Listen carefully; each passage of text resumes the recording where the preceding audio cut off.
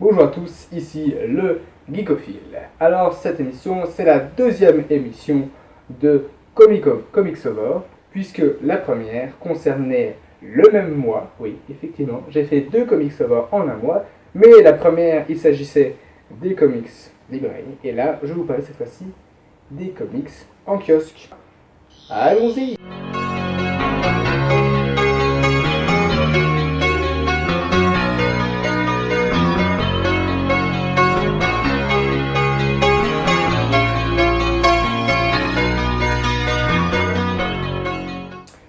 Donc on commence simplement avec les Superman Universe, Batman Universe et le Justice League Universe que je n'ai pas pris, évidemment, que j'ai oublié. Donc on va parler donc de Superman Universe, Batman Universe et Justice League Universe que évidemment j'ai oublié.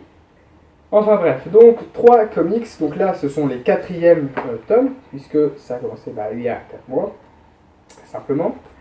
Je vais parler de ces revues en général, donc c'est-à-dire depuis qu'elles sont sorties, et non pas celle-ci en particulier, pour éviter d'en reparler tous les mois. Comme ça, le mois prochain, je reparlerai si nécessaire de ces comics, s'il y a des gros changements dans le contenu, ou même dans l'histoire, mais pour éviter les doublons et pour éviter de vous embêter avec des vidéos toujours trop longues.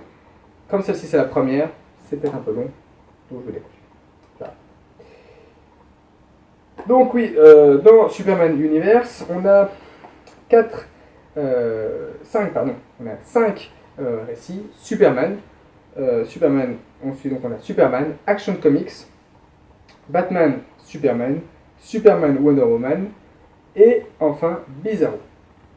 Dans ce comics, du coup, on a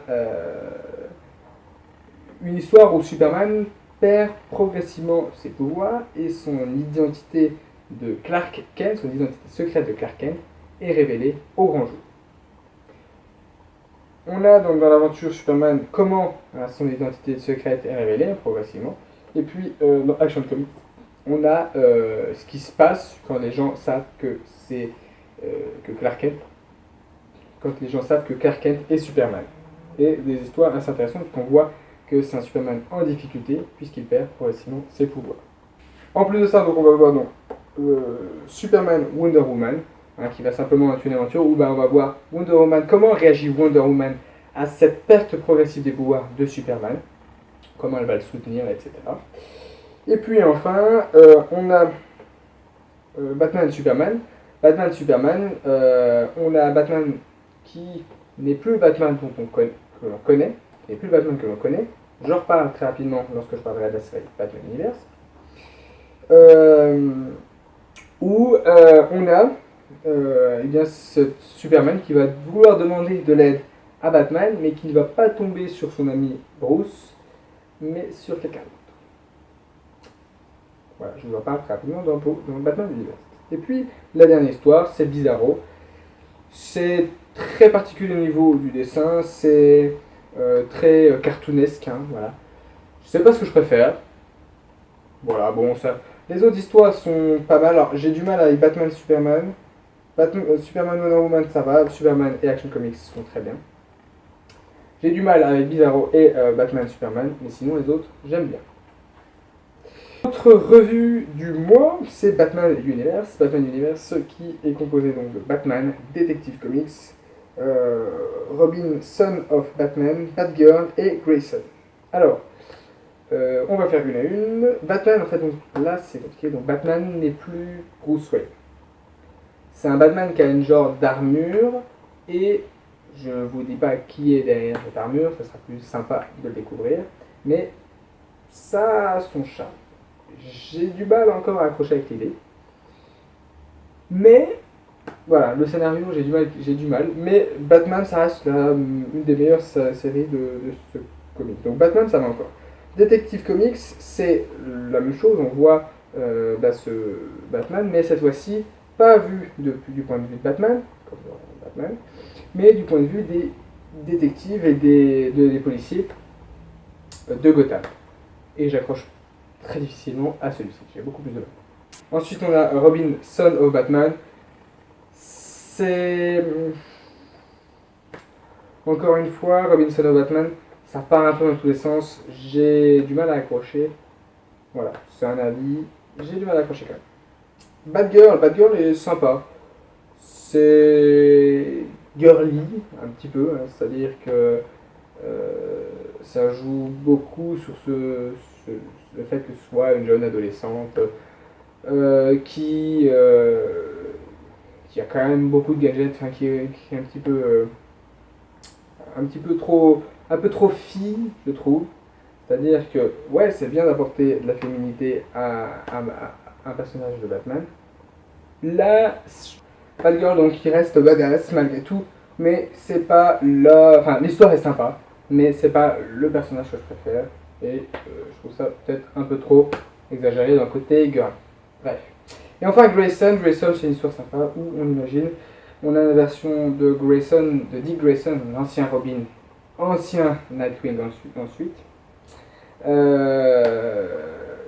Donc, où Dick Grayson, en fait, tout le monde pense qu'il est mort, et donc, du coup, il devient un espion. Et on a une version, du coup, espion de Dick Grayson. C'est sympa parce que je trouve que ça fait un petit peu comme si on suivait des aventures en BD de James Bond. Voilà. Bref.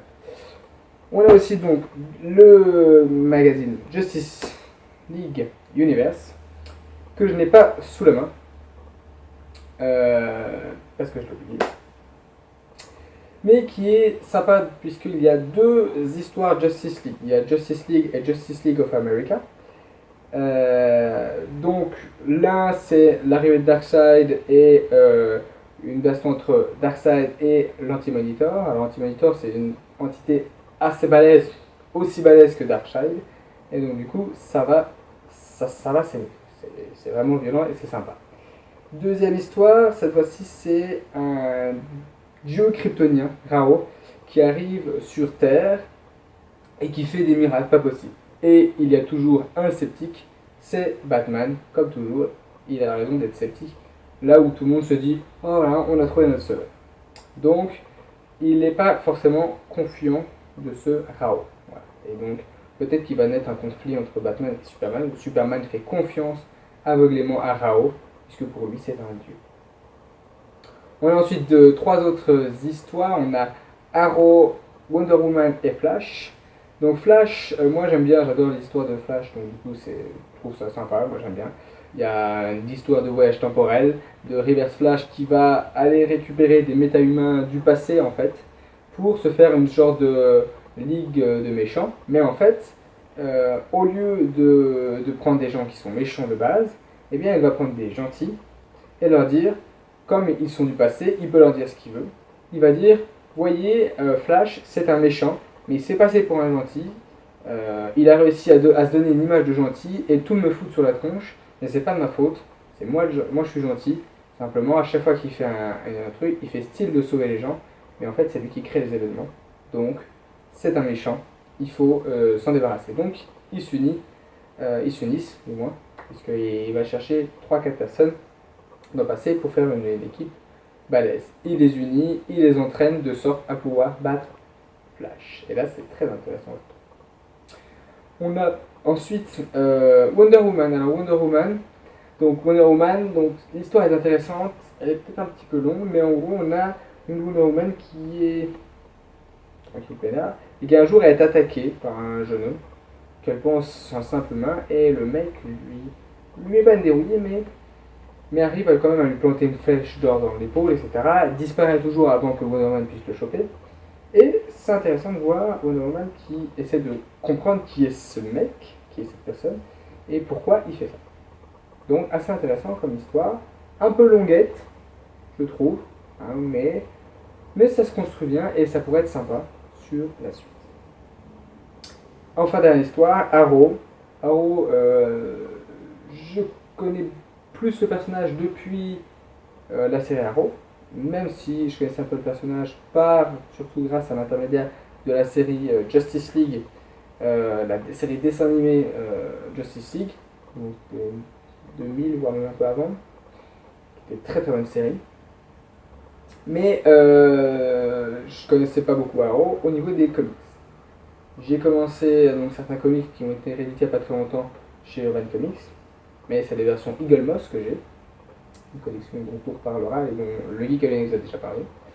Et du coup, là, c'était une des premières histoires que je suivais avec Arrow.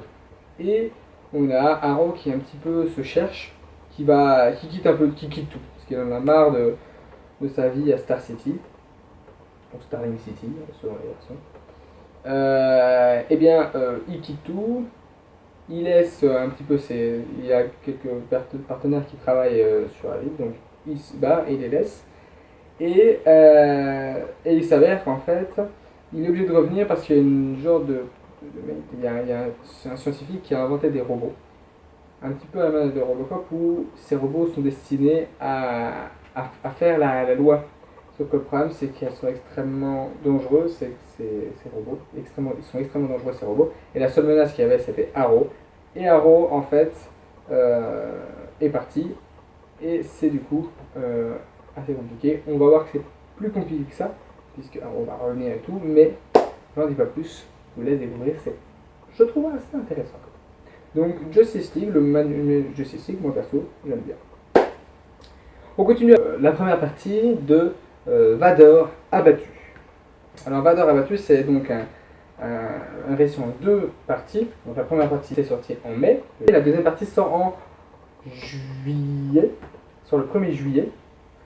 Une histoire qui est vraiment intéressante, qui est vraiment sympa, où on a Vador qui est en vaisseau et qui son vaisseau se fait abattre, comme le nom l'indique. Vador évidemment est un warrior, donc il n'est pas mort, il est un Sith. Vador est un Sith, donc évidemment il n'est pas mort. Il se retrouve sur une planète isolée, entouré donc par des soldats rebelles. Et qui est-ce qu'il avait abattu? En fait, c'était Luke Skywalker, puisque leurs deux vaisseaux sont rentrés dedans. En fait, Luke a provoqué le contact. Et du coup, la princesse Leia se dit c'est une opportunité pour aller se débarrasser de Vador. Donc, elle est d'avis d'aller attaquer directement Vador avec une armée de rebelles. Vador est extrêmement puissant et arrive à le défendre. Et puis, en opposition, on avait donc Han Solo qui s'oppose à l'avis de Leia en disant non, mais on peut pas laisser Luke comme ça. Donc, ouais, si vous allez essayer d'attaquer Vador, faites ce que vous voulez, moi je vais sauver, je vais chercher Luke. Et donc voilà, cette double histoire qui est très très très sympa. Vraiment, des très beaux dessins et une histoire assez sympa avec même dedans des personnages exclusifs si on veut. Il y a une copilote, une copilote de Vador qui est dedans, qui a survécu parce que elle n'était pas dans le même vaisseau, mais qui va aller le chercher, en fait, qui va essayer d'aller sauver Vador. Et deux droïdes qui vont avec cette pilote, qui sont des droïdes méchants. Et c'est vraiment intéressant de voir ces personnages qui s'incluent très bien dans cette nouvelle histoire. On termine avec les kiosques Marvel. Je vais aller très très vite parce qu'il y en a beaucoup et j'ai pas envie que ça dure 15 fois. Donc, All New X-Men, ça c'est un hors-série. All New X-Men, là on a deux petites histoires dedans. On a d'abord la première histoire où on va reprocher à Henry McCoy, c'est-à-dire le fauve, d'avoir fait des voyages dans le temps, etc. Donc, ça s'appelle le procès d'Henry McCoy, c'est pas vraiment un procès. Bon, voilà, je trouve l'histoire n'est pas exceptionnelle, pas plus que ça. Par contre, la deuxième histoire est un peu plus intéressante. Fléau un jour, Fléau toujours, ça s'appelle. Où en fait, cette fois-ci, on a une opposition entre, le Fléau en fait, c'est un personnage, dans l'univers Marvel. À l'origine, c'est le frère de Xavier qui est le Fléau, pas parce que c'est un mutant, mais parce qu'il a trouvé une gemme, un genre de cristal, qui lui donne ses pouvoirs, qui le rend inarrêtable. Donc il suffit juste qu'il ait un casque anti-télépathe et ça le rend invincible. Donc, ce diamant en possède le pouvoir d'un démon. Et ce démon veut revenir sur Terre. et il va essayer de trouver un nouvel hôte pour son cristal, son diamant, qui ne lui a pas, qui ne lui est plus accolé, qui n'est plus accolé au frère de Xavier. Et donc l'histoire est assez intéressante. On voit donc une lutte pour ce cristal et des conflits même internes entre les X-Men. Donc vraiment, pour la deuxième histoire, ce manuel donc de ce hors-série est sympa. On a ensuite Marvel Universe. Marvel Universe, ici, c'est une histoire complète, hein, comme pour le précédent, pour le X-Men hors-série. Donc une histoire complète où on a Groot. On va suivre l'histoire de Groot à travers l'espace, accompagné toujours de Rocket Raccoon. Donc une histoire vraiment bien sympa qui se lit très vite parce que bon bah voilà, dès qu'il n'y a que Groot hein, ou peu de personnages, Groot c'est I am Groot, I am Groot, I am Groot. Donc du coup une fois qu'on l'a lu une fois, on l'a lu 15 fois, donc on sait à chaque fois que ce qu'il y a dans la bulle.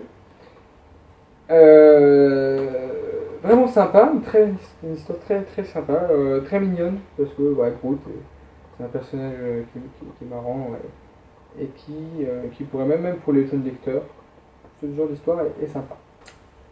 Ensuite, on a Marvel Universe. Alors, Marvel Universe, ça, ce sont que des what if. Il y a 5 what if différents qui sont inspirés sur l'univers, sur l'événement Infinity, l'événement Infinity qui précède Secret War. Il y a, donc, je vous dis juste les 5 what if qui sont différents. Il y a what if si Thanos était devenu un Avengers. Si seuls les Inhumains avaient survécu, si Rocket Raccoon était devenu Iron Man, si Norman Osborn s'était emparé du Gant Infini, si les X-Men étaient des réfugiés de l'espace. Et enfin, on a une petite histoire sur Thanos qui s'appelle l'Ultime Fleur. Bon, une vieille histoire de quelques pages qui est pas spécialement bien, mais c'est un petit plus. Voilà. Mais sinon, les 5 petits récits sont vraiment sympas. Ça permet d'avoir des versions interactives cool. Voilà, et puis très courtes, et qui sont des versions entières. Ensuite, on a Spider-Man. Là, c'est une partie du Spider-Verse. Alors, le Spider-Verse, ça se veut une histoire, en fait, avec plein de petites histoires de Spider-Man, parce qu'il y a plein de Spider-Man différents, et là, en fait, on voit un petit peu comment ils ont réuni l'équipe ultime des Spider-Man pour le Spider-Verse. J'ai pas trouvé le vrai Spider-Verse en intégral, mais ça, c'est déjà pas mal, c'est déjà une petite saga entière sympa. Spider-Universe 2, celui-ci, j'avais pas pris le 1 parce qu'il m'intéressait moins, mais celui-ci c'est sur Carnage, et je voulais une petite histoire sur Carnage. Alors cette histoire est sympa, j'ai eu du mal à me mettre dedans, mais au final c'est pas mal, Voilà, c'est pas la meilleure histoire de Carnage que j'ai lue, mais ça reste lisible, facilement. Voilà, faut se mettre dedans quand même. Mais l'univers est très sombre, hein, comme Carnage, et du coup, ça permet de voir Carnage et Carnage et Toxine, parce que Toxine aussi fait une petite apparition. Donc voilà, sympa. Si vous aimez les symbiotes, voilà, c'est bon. Ensuite, on a, alors ça c'est pas très récent. Ça c'est un vieux truc que j'ai trouvé. Il y a une promotion et sur un site, ouais. Donc c'est un truc qui est pas tout jeune, qui date de 2012. Non, qui date donc 2014, septembre 2014. C'est un irrégulier, un hors-série. Si vous avez lu Wolverine Origin, donc c'est une suite au Wolverine Origin, hein, celui-ci, donc ça c'est simplement la version Hachette. Toujours un très beau dessin de Andy Kubert, c'est toujours le même dessinateur. Par contre, c'est pas le même scénariste, mais ça reste un bon scénario, une bonne suite aux origines de Wolverine. Même si je sais que beaucoup n'ont pas forcément aimé le film Wolverine les origines, je vous conseille le comics qui a rien à voir avec le film. Et après, je sais qu'il y en a aussi qui n'aiment pas le comics parce qu'ils ne voulaient pas mettre d'origine sur le visage donc, de Wolverine. Mais moi, j'aime bien. Donc, sur une suite, si vous le trouvez, c'est vrai que c'est un peu pas sympa de ma part de le présenter si il est difficile à trouver. Enfin bref, vous pouvez peut-être encore le trouver sur certains sites. Je vous le conseille. Il est vraiment sympa. Ensuite, on passe à 3 comics All New, All Different. Je les ai pas tous pris et je les présenterai pas tous les mois. Hein. Ça, je les présente une fois. Les autres, avant, je pourrais les présenter, les autres Marvel, je pourrais les présenter plus souvent parce que ce sont souvent des histoires complètes, donc ça change vraiment des uns et tout. Là, je présente simplement les trois premiers donc de trois différents. Et normalement, le deuxième mois, je vais vous présenter la suite. Je vais essayer de lâcher le reste pour au moins tester, au moins voir les premiers tomes et voir ce que ça donne pour le reste. C'est-à-dire pour Avengers, pour Iron Man, etc. Donc le premier que j'ai pris là, c'est Wolverine. Wolverine, celui-là j'aime bien parce qu'il y a deux histoires. Il y a All New Wolverine, en fait, la nouvelle Wolverine, c'est X-23. X-23 qui est une fille créée génétiquement à partir donc, du sang de Wolverine. Et donc il y a son pouvoir régénérateur, son pouvoir de régénération, mais amélioré. Un petit peu comme Deadpool qui a le pouvoir de régénération de Wolverine, mais amélioré. Et vraiment, moi je trouve vraiment sympa cette histoire, surtout l'introduction d'un méchant à la fin qui est peu commun. Je ne dis pas qui c'est, le méchant pour éviter de spoiler, mais c'est vraiment sympa. On a aussi donc la deuxième histoire, c'est Old Man Logan. Old Man Logan, eh bien, si vous avez vu maintenant Secret War, attention spoiler, il y avait dans Secret War. Il y avait donc avant Secret War, Wolverine était mort, Logan en tant que Wolverine était mort.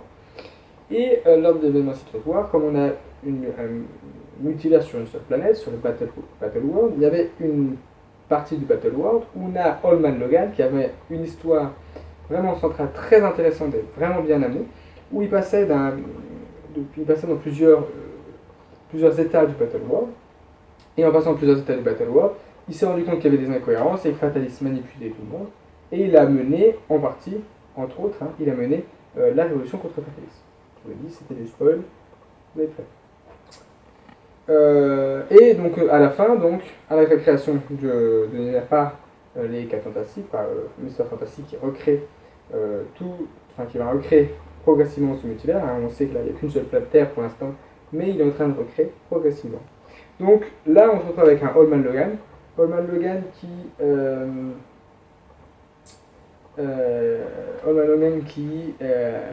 en fait, se retrouve dans un New York. Et en fait, c'est pas celui qu'il connaissait, mais il pense que c'est celui qu'il connaît dans le passé. Du coup, il se dit, qu'est-ce que je vais faire? Je vais anticiper. Donc, qu'est-ce qu'il se dit? Donc, c'est le New York. C'est pas le New York qu'il connaît, mais un New York différent. Et lui, il pense que c'est le même New York qu'il a connu dans le passé. Du coup, il se dit, je suis retourné dans le passé. Je vais éviter des atrocités qui vont avoir lieu dans le futur. Donc, il va se venger de choses qui n'ont pas encore lieu. Et c'est très intéressant pour l'instant. Ensuite, on a Deadpool. Alors, Deadpool, j'adore Deadpool, mais déception. J'ai vraiment eu du mal à le lire.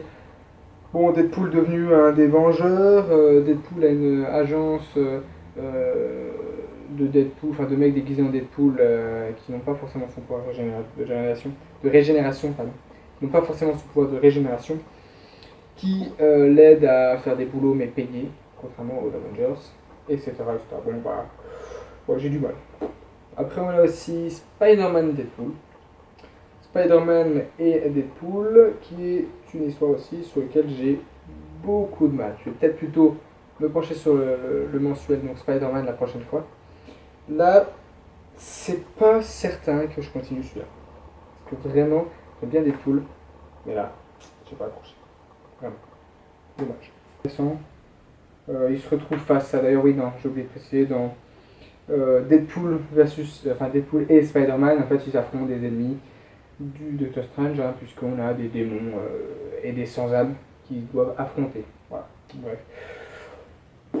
Pas très très grand comics, je trouve. Enfin bref, voilà, il y a des biens et il y a des moins biens. Donc c'est dommage, parce que j'adore ce personnage, mais j'aime moins ce comics. Et on termine avec les Inhumains. Les Inhumains est composé donc de deux histoires, si on voit, il y a Uncanny Inhuman et All New Inhuman. Et puis on a un petit All New All Different Marvel Point One. C'est juste une courte histoire pour introduire deux petits personnages qui n'ont pas une importance ultra, qui n'ont pas une très grande importance dans ces comics de Inhumains, mais c'est toujours sympa d'avoir des petits one-shots comme ça. Voilà, donc deux récits, donc dans Uncanny et dans All New Inhuman.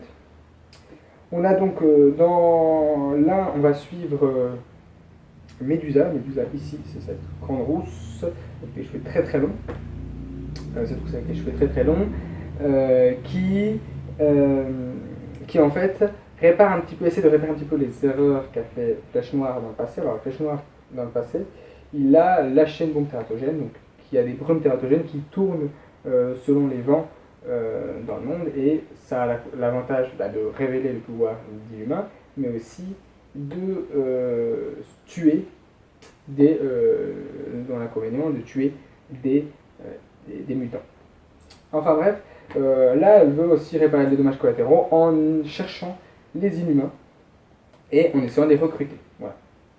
En disant voilà, enfin les recruter en disant voilà, vous êtes des Inhumains, vous êtes des nôtres, donc venez avec nous. Et puis le deuxième récit, c'est cette fois-ci on suit Flèche Noire, où Flèche Noire en fait recherche son fils, donc il se fait discret, hein, il fait une mission un peu secrète, il recherche son fils qu'il avait perdu à cause de Thanos. L'histoire est un peu compliquée, je vous laisse découvrir et puis c'est précisé, normalement c'est reprécisé dans un petit résumé ici. Enfin bref, moi j'ai bien aimé, vraiment bien aimé ce comics des Inhumains, donc je vous le conseille. Donc voilà, c'est tout pour moi. C'était le Geekophile, avec cette deuxième émission qui sort très rapidement par rapport à la première, de Comics Over. Voilà, donc je disais Deadpool, voilà, une petite déception. C'est comme ça, je ne sais pas si je vais continuer. Enfin bref, voilà, pour avoir présenté Deadpool. Et Deadpool face à Spider-Man, c'est pas beaucoup mieux, je n'ai pas trouvé ça ultra intéressant.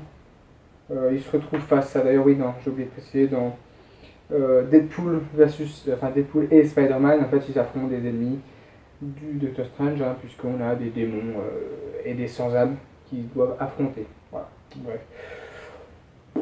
Pas très très grand comics, je trouve. Enfin bref, voilà, il y a des biens et il y a des moins bien. Donc c'est dommage, parce que j'adore ce personnage, mais j'aime moins ce comics. Et on termine avec les Inhumains. Les Inhumains est composé donc de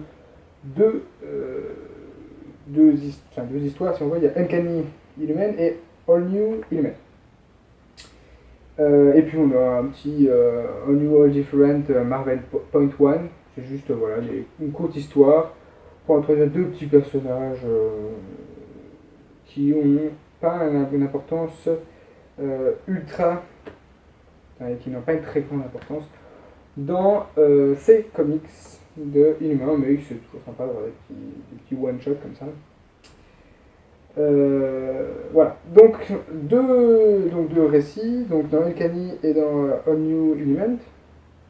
On a donc dans l'un, on va suivre Médusa ici, c'est cette grande rousse, avec les cheveux très très longs, cette rousse avec les cheveux très très longs, qui en fait essaie de réparer un petit peu les erreurs qu'a fait Flèche Noire dans le passé. Alors Flèche Noire dans le passé, il a lâché une bombe tératogène, donc qui a des brumes tératogènes qui tournent selon les vents dans le monde, et ça a l'avantage de révéler le pouvoir d'Inhumain, mais aussi de tuer dans l'inconvénient de tuer des mutants. Enfin bref, là elle veut aussi réparer les dommages collatéraux en cherchant les Inhumains et en essayant de les recruter. Voilà.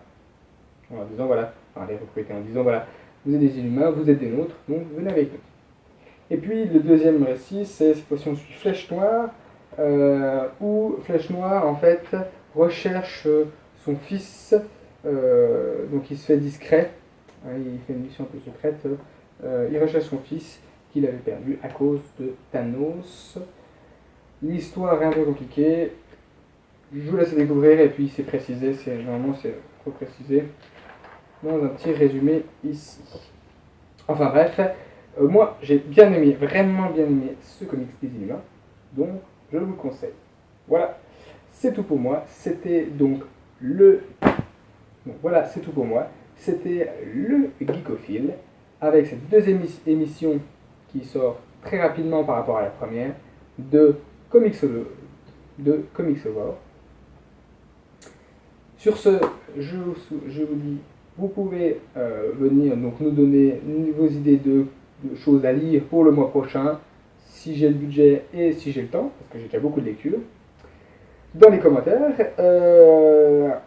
Vous pouvez aussi partager, liker, ça nous fait toujours plaisir. Et puis, voilà, sur ce, je vous dis ciao ciao. Description.